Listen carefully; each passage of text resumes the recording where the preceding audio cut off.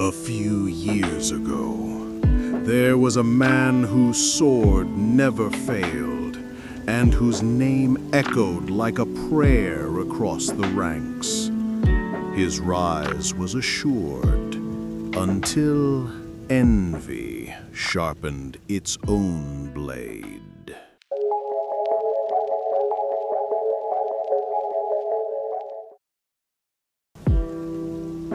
A few years ago, deep within the heart of the Empire, a name began to rise from the ranks like thunder from a quiet hill.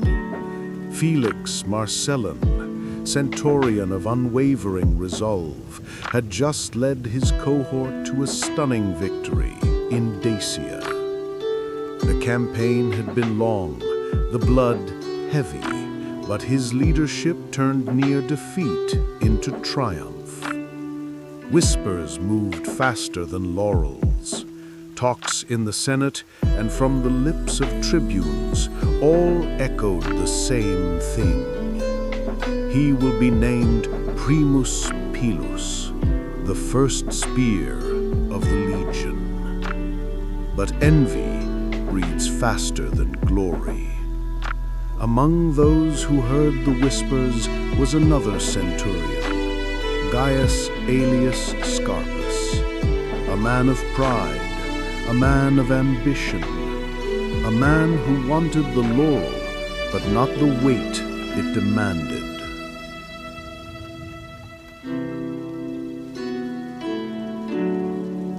That evening, the camp was alive. Soldiers sang, fires burned. Victory had returned them their dignity. And in the command tent, Felix sat with his closest comrades. Lucius Varro, the thoughtful one. Titus Gracchus, ever the joker. Decimus Severus, the brooding blade. And Quintus Marcellus, his cousin, loyal and quiet.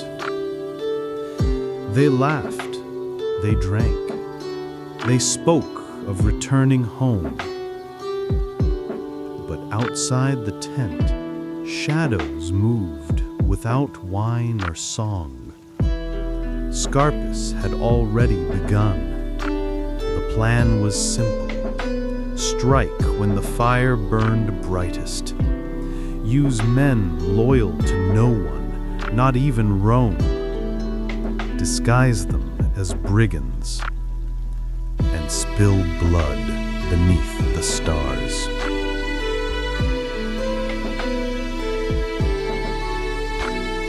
The first scream pierced the night like a dagger.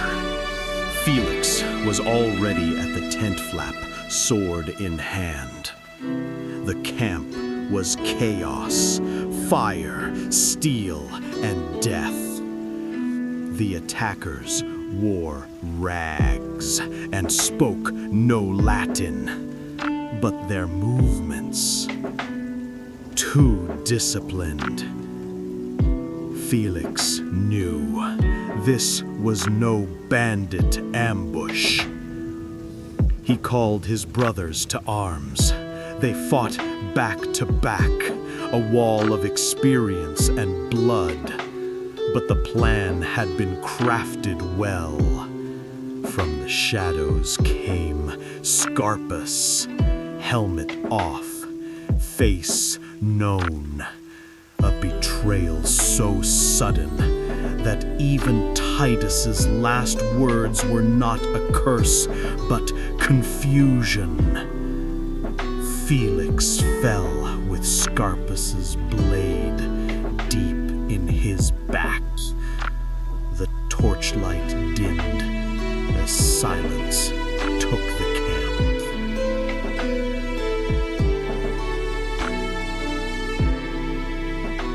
At dawn, the survivors returned. What they saw was not a battlefield, but a burial ground. Quintus was the only one who escaped. He fled not from fear, but from knowing. Knowing no help would come. Knowing it was treachery. The next day, the tribune called for a new primus pilus. Gaius alias Scarpus stood before the ranks, freshly bathed, armor polished. The same man whose hands still smelled of his brother's blood was now the spearhead of the legion.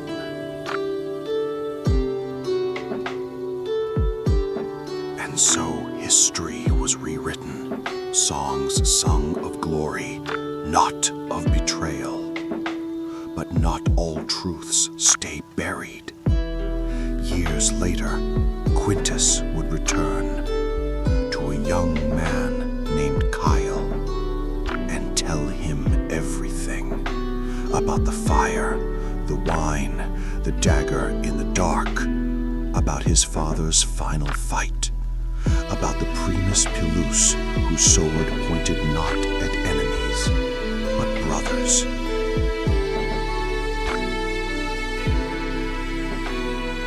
That day, a fire was lit in Kael's heart, not just for vengeance, but for justice.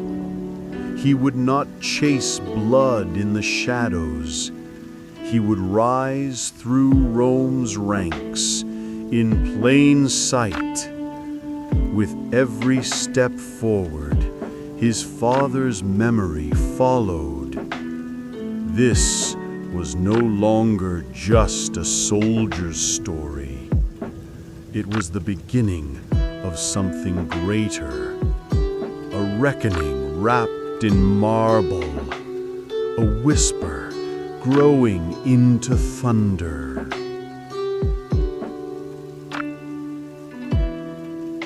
The marble halls whispered, and for the first time Rome trembled, because one man, once a boy from the misty hills of Britannia, now walked its streets with purpose, not as a servant, but as a reckoning.